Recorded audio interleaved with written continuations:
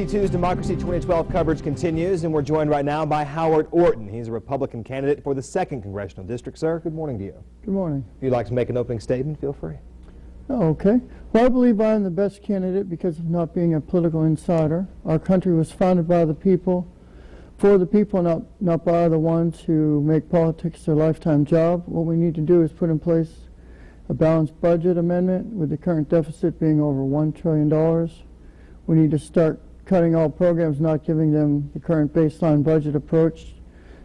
To that spending, it has an automatic 8% increase each year. If we stop this and force all areas to take a cut of 5% the first year alone, we will have lowered the debt by 13%. We also need to place all bills online before voting and limit them in size so every bill can be completely read before any voting occurs. And this way we will understand them, and also the people who voted for us will have time to read them. And let those of us in Congress know if they want such a bill. I also support life, so I believe we should vote to outlaw abortion in every case. We need also to stop the war on drugs, which is a complete failure, and instead spend money on securing our borders. If we legalize marijuana and tax it, we could also raise a lot of money to pay down our debt, since studies have been shown that alcohol is far more of a dangerous substance. The federal government should do this, since many states are already in the process of doing it themselves. We also need to implement term limits for both the Congress and the Senate. It should be 3 terms to prevent people from becoming lifers and getting seats named after them and preventing change. All right, real quickly, we want to drill down into some of the topics you just mentioned in your opening remarks. In the past few years, as you know, our country has been in an economic recession and a downturn. Specifically, you hit on a few points a few moments ago. What else would you do toward making the steps toward turning the thing around?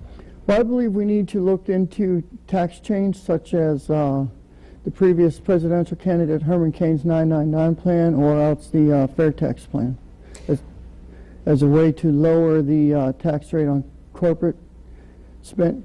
corporations and also on private. All right. Now, one of the big hot topics lately has been gas prices. We're over $4 a gallon at many of the service stations around Maryland. That's going to be a hot button issue. Moving into the election time, what strategies do you have in mind toward turning that around and bringing gas prices back down to a reasonable number? Well, I believe with the current rates of inflation, because of all the extra dollar printing, the value of our dollar has dropped, which has led to a lot of the increases. Also, we have a lot of natural gas. If we was to start liquefying that and converting our truck fleet over to natural gas, which a lot of school districts and stuff have done with buses, that would also lower the amount of petroleum that we use and provide a lot more and lower the price.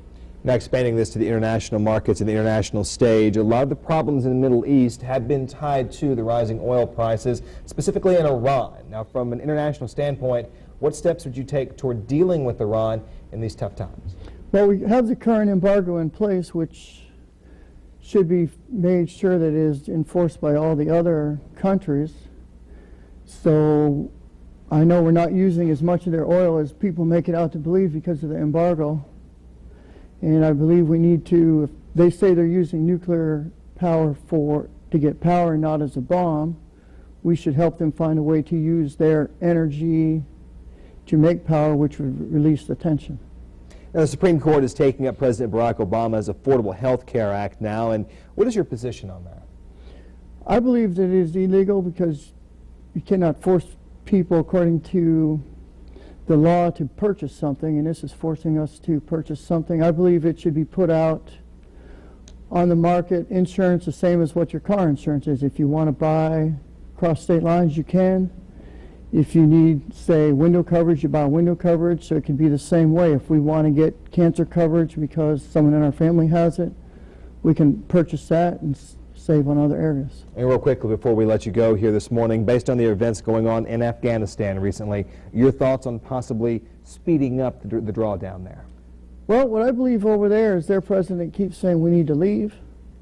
I think our president should set a date in his mind and then one day call up the generals and say, hey guys, go home. All right, Howard Or wake Orton. up to an empty base. Howard Orton, Republican candidate for the 2nd Congressional District. Thank you for your time this morning.